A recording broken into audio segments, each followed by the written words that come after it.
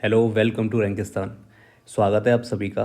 आज हमारा part B का यूनिट 1 टॉपिक नंबर 3, जिसका सबसे पहला टॉपिक है कार्बोहाइड्रेट। आगे हम प्रोटीन भी पढ़ेंगे, फैट भी पढ़ेंगे, उनसे रिलेटेड जितने इंपॉर्टेंट एमसीक्यूज होंगे उन सबको हम तैयार करेंगे। शुरुआत करते हैं कार्बोहाइड्रेट से। पहला क्वेश्चन है, इनमें से कौन सा एक मोनोसैकेराइड है? ऑप्शंस हैं सुक्रोज, ग्लूकोज, लैक्टोज और माल्टोज। कार्बोहाइड्रेट्स मिलके बना रहता है CH और O से 1:2:1। सबसे सिंपलेस्ट फॉर्म ग्लूकोज होता है, जिसको C6H12O6। इन्हीं मॉलिक्यूल्स के आधार पर ये जो कार्बोहाइड्रेट है ये तीन प्रकार का होता है।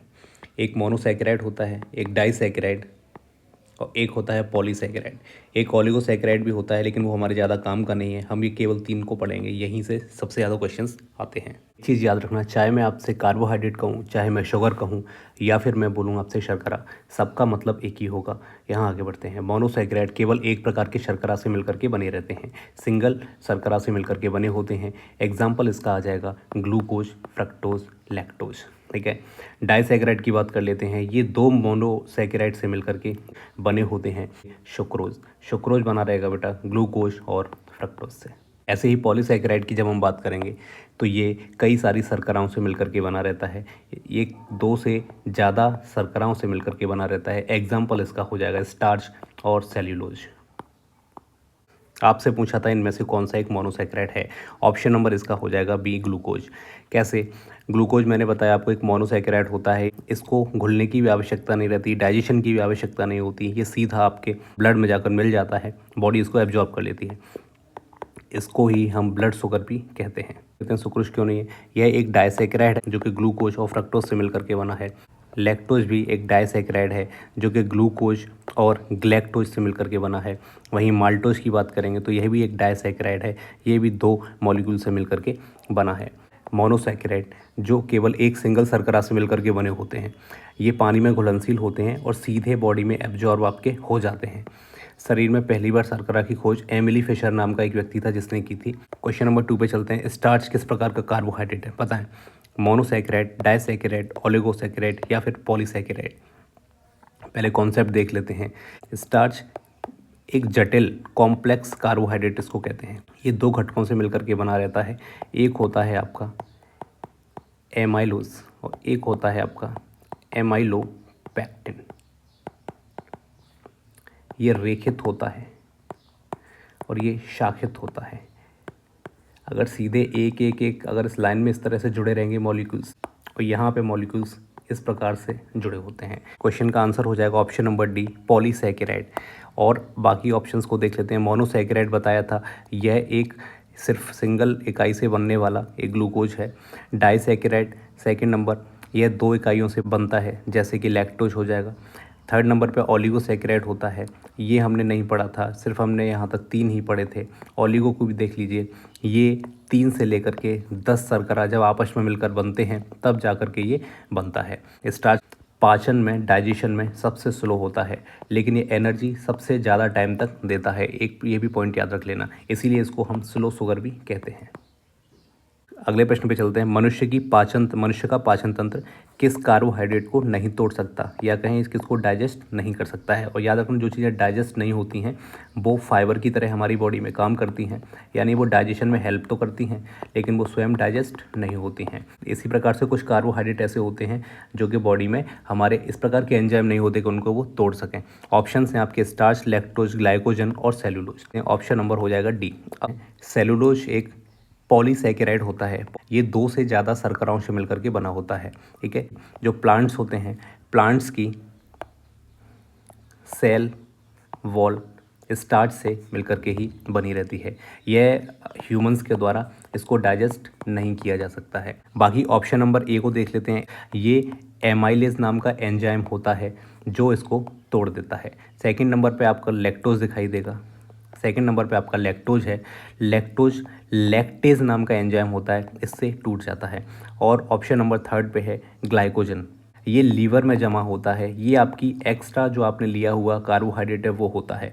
आपने कार्बोहाइड्रेट खाया, आपने काम किया, आपको एनर्जी मिली, इंस्टेंट एनर्जी आपको ग्लूकोज देता है। उसको डाइजेस्ट होने की आवश्यकता नहीं होती, सीधा आपके ब्लड में जाकर के मिल जाता है, इसीलिए उसको ब्लड शुगर कहते हैं।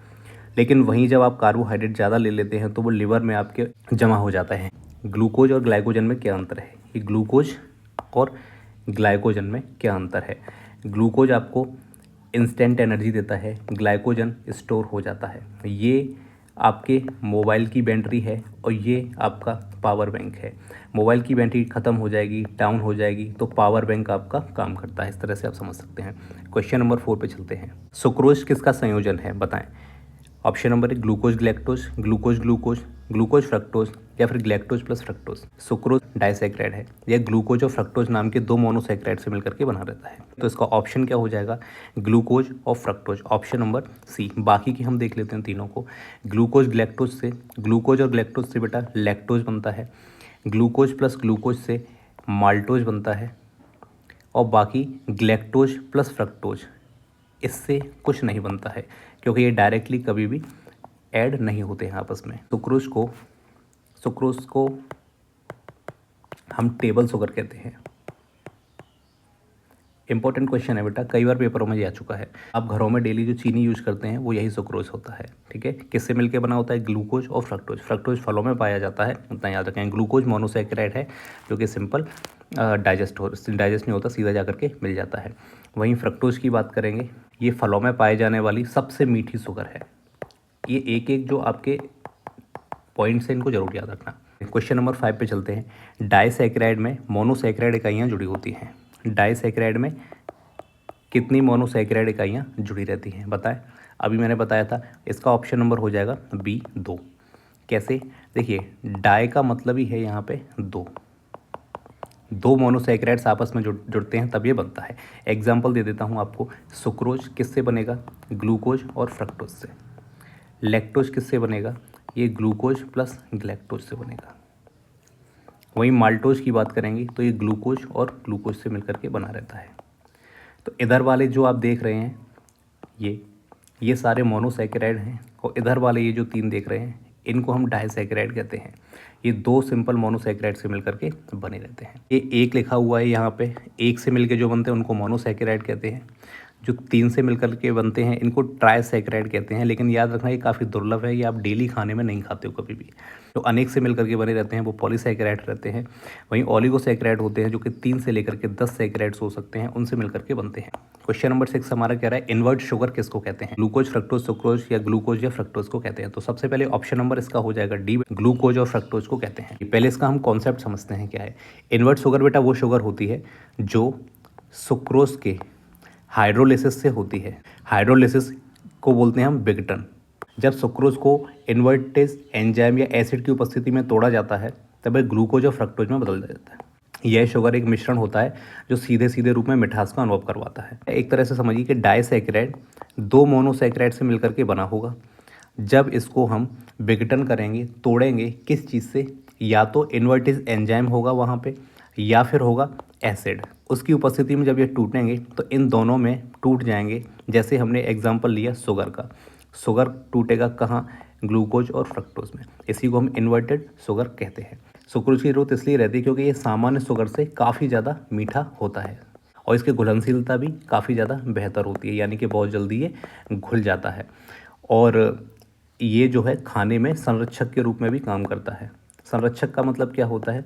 प्रिजर्वेटिव के रूप में भी काम करता है। यानी कि सिंपल अगर आप ग्लूकोज और फ्रक्टोज डाल के आप बनाएंगे किसी चीज़ को तो वो जल्दी ख़राब हो जाएगी। वहीं आप अगर सुक्रोज डाल के बनाएंगे तो वो जल्दी ख़राब नहीं होगी।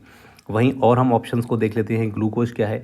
मैंने बताया था बेटा ये मोनोसैकेराइड है, ये इन्वर्ट शुगर नहीं होता है क्योंकि ये सिंपल मोनोसैकेराइड से मिलकर के बना रहता है। फ्रक्टोज की बात कर लेते हैं, यह भी एक मोनोसैकेराइड है और ये भी इन्वर्ट शुगर नहीं होता है क्योंकि ये भी सिंगल मोनोसैकेराइड से मिलकर के बना रहता है। सुक्रोज हमने बता दिया ये डाइसैकेराइड है और हाइड्रोलाइसिस प्रक्रिया के द्वारा ये क्या हो जाता है? टूट जाता है। शहद इन्वर्ट शुगर का एक एग्जाम्पल है। क्वेश्चन नंबर 7 पे चलते हैं। लैक्टोज किसका संयोजन है, अर्थात किससे मिलकर के बना है? ग्लूकोज फ्रक्टोज, ग्लूकोज लैक्टोज या ग्लैक्टोज माल्टोज या ग्लूकोज और ग्लूकोज से मिलकर के बना है? तो ऑप्शन नंबर इसका बी, कई बार इसको डिस्कस कर चुके हैं, ग्लूकोज ग्लैक्टोज से मिलकर के बना है। मैंने बताया कि लैक्टोज एक डाइसैकेराइड है जो मुख्यतः दूध में पाया जाता है। यह ग्लूकोज और ग्लैक्टोज से मिलकर के बना है। छोटे बच्चे जो होते हैं उनके खाने में का मेन अहम स्थान इसका होता है, क्योंकि सबसे ज़्यादा वो दूध पीता है और दूध में लैक्टोज होता है। ये लैक्टेज एंजाइम होता है, उसके द्वारा ये टूट जाता है। जिन व्यक्तियों में लैक्टेज एंजाइम की कमी होती है उनको लैक्टोज असहिष्णुता कहते हैं, यानी कि लैक्टोज को वो डाइजेस्ट नहीं कर पाते हैं। ठीक, ये ग्लूकोज फ्रक्टोज, इससे आपको पता होगा सुक्रोज बन के मिलता है, ये गलत हो जाएगा। बाकी ग्लूकोज और ग्लूकोज ये संयोजन, इससे माल्टोज बनता है। क्वेश्चन नंबर 8 पे चलते हैं। पूछ रहा है स्टार्च में इनमें से कौन कौन से घटक होते हैं। स्टार्च क्या होता है, मैंने आपको बताया था, ये एक पॉलीसैकेराइड है जो मेनली एमाइलेज और एमाइलोपेक्टिन से मिलकर के बनता है। लिख देता हूँ, एमाइलेज और एमाइलोपेक्टिन से।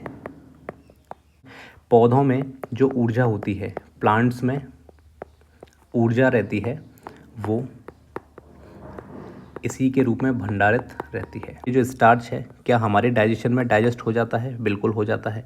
ये किस में टूट जाता है? ग्लूकोज में टूट जाता है। स्टार्च को कौन तोड़ता है? टाइलिन में अपना टाइलिन और एमाइलेज इसको तोड़ देते हैं।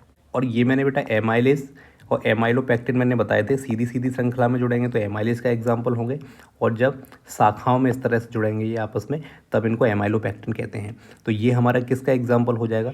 ये एमाइलेज का एग्जाम्पल हो जाएगा, इतना आप याद रखेंगे। इसका आंसर हो जाएगा ऑप्शन नंबर डी। बाकी ऑप्शंस को डिस्कस कर लेते हैं। ऑप्शन नंबर ए को देखते हैं, एमाइलेज और ग्लाइकोजन। यह गलत है, क्योंकि ग्लाइकोजन एक जानवरों में पाए जाने वाला ऊर्जा के रूप में भंडारित होने वाला पदार्थ है, जैसे हमारी बॉडी में लिवर में ही होता है। ठीक है। बाकी एमाइलोपेक्टिन और एमाइलेज ये क्यों सही नहीं है? क्योंकि एमाइलेज स्टार्च का एक एंजाइम है, ये घटक नहीं हो सकता। ऑप्शन नंबर सी को भी देखेंगे, एमाइलेज व एमाइलोपेक्टिन ये भी कभी मिश्रण नहीं बनता है, तो ऑप्शन अपना ऑप्शन नंबर डी हो जाएगा। अब हम चलते हैं क्वेश्चन नंबर 9 पे। किस प्रकार का बंध दो शर्करा इकाइयों को जोड़ता है? बताएं। पेप्टाइड बंध, हाइड्रोजन, या ग्लाइकोशिडिक बंध, या फिर फॉस्फोडाइस्टर बंध? तो इसका आंसर होगा ऑप्शन नंबर सी, ग्लाइकोशिडिक बंध। जब दो शुगर आपस में जब जुड़ेंगी तो इनको जोड़ने के लिए ग्लाइकोसिडिक बंध बनता है, कोवलेंट बंध होता है, जो शर्करा की इकाइयों के बीच में ऊर्जा और संरचनात्मक समर्थन प्रदान करता है, जो कि इन दोनों इकाइयों के बीच में ऊर्जा बनाए रखता है। इतना आप याद रखेंगे। ये जब भी बनेगा तो या तो डाइसैकेराइड बनाएगा या पॉलीसैकेराइड बनाएगा, इस बंध से, ग्लाइकोसिडिक बंध से जब भी बनेगा। आप ऐसे समझें कि मोनोसैकेराइड तो सिंगल शर्करा से बनते हैं, इनको जुड़ने की आवश्यकता होती नहीं है, लेकिन वही डाइसैकेराइड और पॉलीसैकेराइड की बात करेंगे तो ये आपस में, ये दो प्रकार के मोनोसैकेराइड या दो से ज़्यादा प्रकार के जो मोनोसैकेराइड्स होंगे उनसे जुड़ करके बने होंगे। अब जब वो जुड़ेंगे तो हर एक शर्करा अपने स्तर से एक तरह से नहीं जुड़ेगी, तो सारे शर्करा अपने स्तर से अलग अलग जो है बंधों से, अलग अलग बॉन्ड से मिलकर के जुड़ते हैं। ठीक है, तो उन्हीं बॉन्ड्स को हम पढ़ रहे हैं। तो सबसे पहला हमने देखा कि किस प्रकार के दो शर्करा इकाइयों को जोड़ता है, तो कौन सा बंध होता है जो दो शर्करा इकाइयों को जोड़ता है? तो इसका आंसर हो जाएगा ग्लाइकोसिडिक बंध। ये हमने पढ़ लिया। जैसे दो मोनोसैकेराइड आपस में जुड़ेंगे तो इसको कोवलेंट भी कहते हैं, और इसमें डाइसैकेराइड पॉलीसैकेराइड ही इसमें बनेंगे। बाकी हम देख लेते हैं कि पेप्टाइड बंध है वो क्या होता है। यह प्रोटीन में पाया जाता है, याद रखेंगे, ये शर्करा में नहीं पाया जाता है। यानी जब अमीनो एसिड जब आपस में जुड़ते हैं तब ये पेप्टाइड बंध बनता है। हाइड्रोजन बंध ये शर्करा के अंदर बनता है। ठीक है, इतना याद रखेंगे बस। बाकी एक है फॉस्फोडाइस्टर बंध। ये क्या होता है? यह न्यूक्लिक एसिड जो न्यूक्लियस के अंदर होता है, डीएनए और आरएनए इनमें पाया जाता है। ये कार्बोहाइड्रेट में बेटा नहीं पाया जाता है। ठीक है, क्वेश्चन नंबर हम 10 पे पढ़ते हैं। कौन सा खाद्य उत्पाद जटिल कार्बोहाइड्रेट का एक अच्छा? शहद, केले, सफ़ेद चीनी और साबुत अनाज? तो ऑप्शन नंबर इसका हो जाएगा डी, साबुत अनाज। साबुत अनाज क्या है बेटा? कॉम्प्लेक्स कार्बोहाइड्रेट इसको कहते हैं, जटिल कार्बोहाइड्रेट कहते हैं। ये ऊर्जा का सबसे अच्छा सोर्स माना जाता है, और इसमें काफ़ी ज़्यादा मात्रा में फाइबर, विटामिन्स और मिनरल्स बेटा होते हैं। ठीक है, ये इसका डाइजेशन तो बहुत स्लो होता है, लेकिन एनर्जी बहुत लंबे समय तक और सबसे ज़्यादा ये देता है। और सबसे अच्छी इसकी बात यह है कि ये ब्लड शुगर इससे नियंत्रित रहता है, बहुत ज़्यादा बढ़ता इसमें नहीं है। जैसे स्टार्च हो गया आपका, सेल्यूलोज हो गया और ग्लाइकोजन, ये लंबे समय तक ऊर्जा देने वाले होते हैं। इनमें फाइबर, न्यूट्रिएंट्स ज़्यादा अधिक होते हैं। इनका पाचन धीमा होता है, शरीर को लंबे समय तक इनसे ऊर्जा मिलती है, जो हम बात कर चुके हैं। और बाकी ये आपस में बंधों के माध्यम से जुड़े रहते हैं, जैसे अभी हमने पढ़ा था ग्लाइकोसिडिक बंध। शहद क्या है? यह एक साधारण शर्करा है, इसको हम जटिल नहीं कह सकते। बाकी केला है, ये भी एक साधारण कार्बोहाइड्रेट का ही सोर्स है। बाकी सफ़ेद चीनी की बात करेंगे तो यह भी एक साधारण शर्करा ही है, पाचन में जल्दी अवशोषित किया जा सकता है, इसीलिए मैंने बोला था कि ब्लड में आपका शुगर इससे जल्दी बढ़ जाता है। साबुत अनाज के कोई बेटा एग्जाम्पल अगर आपसे मैं बताऊँ तो ओट्स हो जाएंगे, ब्राउन राइस हो जाएंगे, इसके अलावा मल्टीग्रेन ब्रेड होते हैं वो हो गए, इनमें उच्च फाइबर, इनमें फाइबर हाई होता है। एग्जाम्पल के लिए याद रखेंगे। क्वेश्चन नंबर 11 पे चलते हैं। इनमें से कौन सा कार्बोहाइड्रेट ऊर्जा का सबसे फास्टेस्ट सोर्स है, जो कि सबसे जल्दी आपको देता है? ये तो सबको आपको पता होगा। Option number B glucose. समझ लेते हैं। ग्लूकोज बेटा सबसे सरल, सबसे सिंपलेस्ट फॉर्म होता है कार्बोहाइड्रेट का, मोनोसैकेराइड का ये एग्जाम्पल होता है। ये शरीर में सबसे ज़्यादा इंस्टेंट जो है, इंस्टेंट आपको एनर्जी प्रोवाइड करता है। जब भी हम खाना खाते हैं मेनली हम स्टार्च सबसे ज़्यादा हम यूज करते हैं खाने में, और ये स्टार्च है यही बेटा आपका ग्लूकोज में कन्वर्ट हो जाता है। वहीं हम स्टार्च की बात भी कर लेते हैं। यह एक पॉलीसैकेराइड है, ग्लूकोज की तुलना में इसको बेटा डाइजेस्ट होने में ज़्यादा टाइम लगता है। बाकी सेलुलोज हमारे लिए डाइजेशन में काफ़ी हार्ड है, इसको हम कर नहीं सकते, इसलिए एज अ फाइबर ये हमारी बॉडी में यूज होता है हमारी डाइजेशन में, लेकिन ये हेल्प करता है, खुद डाइजेस्ट नहीं होता है। पैक्टिन की बात करेंगे तो ये भी फाइबर के रूप में काम करता है, ये इंस्टेंट एनर्जी आपको नहीं देता है। तो इंस्टेंट एनर्जी देने वाला सबसे मेन हो गया आपका ग्लूकोज। क्वेश्चन नंबर 12 की तरफ चलते हैं। बहुत आसान सवाल है। ग्लाइकोजन मेन रूप से कहाँ पे संग्रहित होता है? कॉन्सेप्ट पहले समझ लीजिए। ग्लाइकोजन आपकी बॉडी में, मैं पहले भी बता चुका हूँ, ग्लूकोज जब ज़्यादा मात्रा में आपकी बॉडी में हो जाता है, आप ज़्यादा कार्बोहाइड्रेट्स लेते हैं तो वो ग्लाइकोजन के रूप में स्टोर हो जाता है। कहाँ होता है? आपके लिवर में और आपकी मसल्स में, मांसपेशियों में। जब ज़रूरत होती है तब ये ग्लाइकोजन वापस से ग्लूकोज में कन्वर्ट हो जाता है और इसकी हेल्प करता है इंसुलिन नाम का एक हार्मोन। ऑप्शन नंबर ए उत्तर हो जाएगा आपका। इसको देखते हैं। ग्लाइकोजन कभी रक्त में स्टोर होगा क्या? नहीं, लेकिन हाँ ग्लूकोज ब्लड में पूरी बॉडी में घूमता रहता है। हड्डियों में ऊर्जा का भंडारण कभी नहीं होता है। त्वचा की बात करते हैं, इसमें भी ऊर्जा का भंडारण नहीं होता है। ग्लाइकोजन शरीर के दो महत्वपूर्ण ऊर्जा भंडारण स्थल हैं, वही मैंने आपको बताया। वहीं बस आपको लिवर और मसल्स याद रखने हैं। जब एग्जाम्पल के लिए, जब आप बहुत ज़्यादा वेट वर्कआउट करते हैं तो आपकी पूरी बॉडी के साथ साथ आपके मसल्स, आपके जॉइंट्स वो भी फंक्शन करते हैं, तो उनके लिए जब एनर्जी की आवश्यकता रहती है तो मसल्स में जमा ग्लाइकोजन ही ग्लूकोज में कन्वर्ट होकर आपको एनर्जी देता है। क्वेश्चन नंबर 13 पे चलते हैं। कौन सा कार्बोहाइड्रेट शर्करा में नहीं गिना जाता है? इनमें से कौन सा कार्बोहाइड्रेट है जो शर्करा में नहीं गिना जाता है? फ्रक्टोज, सेल्यूलोज, लैक्टोज और सुक्रोज। शर्करा मैंने आपको बताया था मोनोसैकेराइड होता है जिसमें ग्लूकोज और फ्रक्टोज जैसे पाए जाते हैं। डाइसैकेराइड में आपको सुक्रोज और लैक्टोज देखने को मिलेंगे।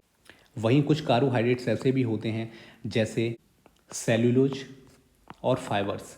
ये भी एक प्रकार के कार्बोहाइड्रेट्स ही होते हैं जो कि हमारी बॉडी में डाइजेस्ट नहीं होते हैं, इसलिए इनको एज अ फाइबर ही ट्रीट किया जाता है। ठीक है, इसका आंसर हो जाएगा ऑप्शन नंबर बी सेल्यूलोज। वही मैंने आपको बताया कि सेल्यूलोज क्या है, एक फाइबर की तरह बॉडी में काम करता है। हमारे अंदर ऐसे एंजाइम्स नहीं पाए जाते जो इसको डाइजेस्ट कर पाएँ, लेकिन और बाकी के जो जीव जंतु रहते हैं उनमें ये पाया जाता है, तो ये इसको आसानी से डाइजेस्ट कर लेते हैं। वही मैंने आपको बता दिया था फ्रक्टोज क्या है, एक मोनोसैकेराइड है, और लैक्टोज एक डाइसैकेराइड है। और वही सुक्रोज की बात करेंगे तो यह भी एक डाइसैकेराइड हो जाएगा। सेल्यूलोज हमारे पाचन तंत्र के लिए काफ़ी ज़्यादा महत्वपूर्ण होता है क्योंकि ये हमको फाइबर देता है। क्वेश्चन नंबर 14 पे चलते हैं। मनुष्य किस एंजाइम की सहायता से स्टार्च को पचाता है? बताइए। बहुत आसान सवाल है, इसको तो हमने डाइजेशन में भी पढ़ा था। कॉन्सेप्ट पहले समझ लीजिए। स्टार्च मैंने आपको फिर से बताया, देखो बार बार बता रहा हूँ, याद हो जाना चाहिए आपको। स्टार्च एक पॉलीसैकेराइड है और जब हम इसको खाते हैं तो ये ग्लूकोज में कन्वर्ट हो जाता है। ये प्रक्रिया एंजाइम्स के द्वारा होती है। एमाइलेज नाम का वो एंजाइम है जो इसको तोड़ने का काम करता है। तो आंसर हमारा कौन सा हो जाएगा? Option number C. बाकी विकल्प हैं उनको भी हम एक बार देख लेते हैं। प्रोटीएज क्या करता है? यह एक ऐसा एंजाइम है जो प्रोटीन को तोड़ता है, स्टार्च को नहीं। वही लाइपेज की बात करते हैं, ये बेटा फैट को तोड़ता है, स्टार्च को नहीं तोड़ता है। लैक्टेज की बात कर लेते हैं, ये लैक्टोज को तोड़ता है, स्टार्च को नहीं तोड़ता। नेक्स्ट क्वेश्चन पे चलते हैं। बोल रहा है आपसे लैक्टोज असहिष्णुता, लैक्टोज इंटॉलरेंस, ये किसकी कमी के कारण होता है और ये एक्चुअल में होता क्या है, ये भी हम देखते हैं। लैक्टोज असहिष्णुता बेटा एक ऐसी स्थिति हो जाती है जिसमें एक व्यक्ति दूध या फिर दूध से बने हुए उत्पाद होते हैं उनको डाइजेस्ट नहीं कर पाता है। और ऐसा क्यों होता है? इसका रीज़न है कि उसके अंदर लैक्टेज नाम का एंजाइम है, उसकी कमी हो जाती है जिसकी वजह से वो तोड़ नहीं पाता है। तो इसका आंसर हो जाएगा ऑप्शन नंबर सबसे पहले तो ए, लैक्टेज एंजाइम की कमी के कारण। वैसा नहीं होगा तो बहुत सारी परेशानियां आपको होंगी, जैसे पेट खराब हो जाना, गैसेस बनना उसके अंदर, ये सारी चीज़ें है ना। बाकी एमाइलेज को समझ लेते हैं। ये एंजाइम स्टार्च को पचाता है, मैंने बताया था एमाइलेज किसको, स्टार्च को पचाता है, याद रखना। वहीं इन्वर्टेज की बात करते हैं, ये सुक्रोज को तोड़ता है, और वहीं सुक्रेज की बात करेंगे, यह भी सुक्रोज को ही तोड़ता है, दोनों मिलकर सुक्रोज को ही तोड़ते हैं, इतना याद रखेंगे। तो क्वेश्चन नंबर 16 पे चलते हैं। इनमें से कौन सी शर्करा को हम रिड्यूसिंग शुगर कहते हैं, बताएं। इसका सबसे पहले ऑप्शन सुक्रोज, ग्लूकोज, स्टार्च और ग्लाइकोजन, इसका आंसर हो जाएगा ऑप्शन नंबर बी ग्लूकोज। समझते हैं कैसे। देखो, रिड्यूसिंग शुगर वे शुगर शर्कराएं होते हैं जो अपने हाइड्रोक्सिल समूह से ऑक्सीडाइजेशन करने की क्षमता रखते हैं। रिड्यूसिंग शुगर जो होते हैं वो वे शुगर होते हैं जो अपने हाइड्रोक्सिल समूह से ऑक्सीडेशन करने की क्षमता रखते हैं। जैसे एग्जाम्पल के लिए आप याद रखेंगे ग्लूकोज। ग्लूकोज कैसा है, एक रिड्यूसिंग शुगर का एग्जाम्पल है जो बेनेडिक्ट टेस्ट और टॉलरेंस टेस्ट इन दोनों की प्रतिक्रिया से बनता है। सुक्रोज को देख लेते हैं, ये क्यों नहीं है, ये कैसा है, एक नॉन रिड्यूसिंग शुगर है, ठीक है। इसमें एक गलत प्रकार का बंध होता है जो ऑक्सीडेशन की अनुमति नहीं देता है। वहीं स्टार्च की बात कर लेते हैं, यह वी रिड्यूसिंग नॉन रिड्यूसिंग शुगर होता है और यह एक पॉलीसैकेराइड भी है, ये भी नहीं ऐसे बनता है। ग्लाइकोजन की बात करेंगे, यह भी एक पॉलीसैकेराइड होता है और ये भी नॉन रिड्यूसिंग शुगर होता है। आसान भाषा में आप बस इतना समझ लीजिए कि ये जो शुगर होते हैं ये कई प्रकार के बॉन्ड से मिलकर के बनते हैं। तो एक ऐसा बॉन्ड जिसको टूटने में बिल्कुल भी कोई परेशानी नहीं होती, आसानी से डाइजेस्ट हो जाता है, टूट जाता है, वो केवल है कौन सा, आपका ग्लूकोज। यानी कि मोनोसैकेराइड के अंदर आने वाले जितने भी शुगर होंगे वो सारे के सारे हो जाएंगे। तो इसमें एग्जाम्पल हमारा केवल और केवल ग्लूकोज हो जाएगा। क्वेश्चन नंबर 17, मानव शरीर के लिए आवश्यक कार्बोहाइड्रेट की औसत मात्रा कितनी होती है? 25%, 45, 65%, 70 to 80 और 10 to 20%। तो सही है, इसका आंसर हो जाएगा 45 to 65%। मानव शरीर में कार्बोहाइड्रेट की एक जो आदर्श मात्रा होती है, वो 45 से 65% के आसपास होनी चाहिए। क्या इतना हमको लेना है? नहीं। जैसे एग्जाम्पल के लिए एक दिन में आपको 100 किलो कैलोरी आपको अगर चाहिए, ठीक है, तो उनमें से जो 45 to 65% जो एनर्जी है वो आपको कार्बोहाइड्रेट से प्राप्त होनी चाहिए। मैंने आपको बताया था कि फैट भी एनर्जी देता है, ठीक है, तो फैट ज़्यादा नहीं देना चाहिए, कार्बोहाइड्रेट से आपको एनर्जी ज़्यादा मिलनी चाहिए, क्योंकि कार्बोहाइड्रेट से मिलने वाली जो एनर्जी है, कार्बोहाइड्रेट आसानी से टूट जाता है और वो आपको इंस्टेंट एनर्जी देता है। वहीं फैट एनर्जी तो देता है बट ये टूटने में भी बहुत ज़्यादा एनर्जी आपकी खर्च कर देता है। तो मान लो इसने 100 कैलोरी आपको दी तो उसमें से 50 जो कैलोरी होगी वो तो ये स्वयं ही खत्म कर देगा डाइजेशन में। समझ में आ रहा है आपको? तो इसीलिए पहली बात तो ये अब याद रखेंगे। क्वेश्चन नंबर 18 पे चलते हैं कि फ्रक्टोज कहाँ पाया जाता है। आंसर बता भैया, फ्रक्टोज कहाँ पाया जाता है? ऑप्शन दूध, फल, अनाज और मांस। तो बहुत आसान सवाल है, इसका आंसर हो जाएगा बेटा ऑप्शन नंबर बी फल। फ्रक्टोज क्या है सबसे पहले तो बताओ। फ्रक्टोज है मोनोसैकेराइड। मेनली कहाँ पाया जाता है? फ्रूट्स में, इतना याद रखेंगे। दूध का देख लो, इसमें लैक्टोज पाया जाता है और ये कैसा है? एक डाइसैकेराइड है। ये मैं बार बार आपको बता रहा हूँ जिससे आपको याद हो जाए। यहीं अनाज, इसमें मेनली स्टार्च पाया जाता है और ये पॉलीसैकेराइड होता है। मांस, इसमें प्रोटीन और फैट पाया जाता है, कार्बोहाइड्रेट इसमें नहीं होता है, ठीक है। क्वेश्चन नंबर 19 पे चलते हैं। इनमें से कौन सा खाद्य रेशा है? रेशा यानी कि फाइबर है। एमिलोज, सेल्यूलोज, लैक्टोज और सुक्रोज। इसका आंसर हो जाएगा ऑप्शन नंबर बी सेल्यूलोज। समझते हैं क्या? देखिए, सेल्यूलोज मैंने आपको बताया कि एक प्रकार का क्या है? फाइबर है। क्यों है? क्योंकि डाइजेस्ट तो होता नहीं है हमारी बॉडी के अंदर, तो फिर क्या करता है? डाइजेशन में हेल्प करता है। और जो डाइजेशन में हेल्प करते हैं खुद डाइजेस्ट नहीं होते हैं, उन्हीं को हम इसमें एज अ फाइबर हम ट्रीट करते हैं। जैसे हमारी बॉडी की सबसे छोटी यूनिट सेल होती है, ऐसे ही प्लांट्स की भी सबसे छोटी यूनिट बेटा सेल होती है। और सेल की जो सबसे आउटर वॉल होती है वो सेलुलोज की बनी होती है, ठीक है। हम इसको डाइजेस्ट नहीं कर सकते हैं। बाकी पशु होते हैं, गाय, भैंस वगैरह, बकरी, ये सब लोग इसको कर सकते हैं क्योंकि इनके अंदर वो एंजाइम्स पाए जाते हैं। क्वेश्चन नंबर 20 की तरफ चलते हैं। इनमें से कौन सा कार्बोहाइड्रेट केवल पौधों में पाया जाता है? बताएं। ग्लाइकोजन, एमिलोज, लैक्टोज और फ्रक्टोज। ऑप्शन नंबर इसका हो जाएगा बी एमिलोज। एमिलोज एक इस प्रकार का स्टार्च होता है। स्टार्च देखो, स्टार्च बोलूँ, शुगर बोलूँ, कार्बोहाइड्रेट बोलूँ, शर्करा बोलूँ, सब एक ही है, कंफ्यूज मत होना बार बार। एमिलोज एक प्रकार का ऐसा स्टार्च है जो केवल प्लांट्स में पाया जाता है।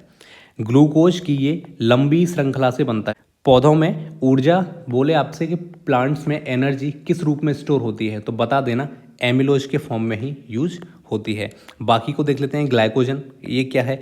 मैंने बताया था ये हमारी बॉडी में यानी कि एनिमल्स में ये ऊर्जा इस रूप में स्टोर होती है। ये एनर्जी को स्टोर करने का एक फॉर्म है ग्लाइकोजन, जो कि ग्लूकोज ही ग्लाइकोजन में जुड़ के बन जाता है।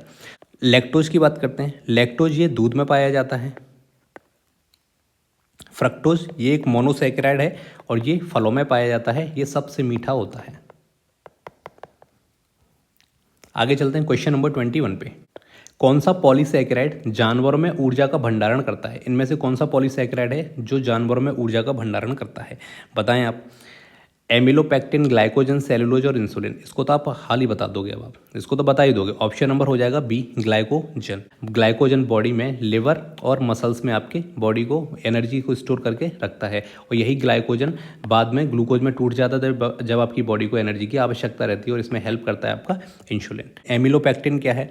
यह एक पॉलीसैकेराइड है जो कि प्लांट्स में पाया जाता है। इतना याद रखेंगे।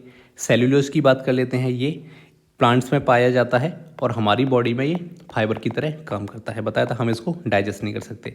इनुलिन यह एक प्रकार का फाइबर है।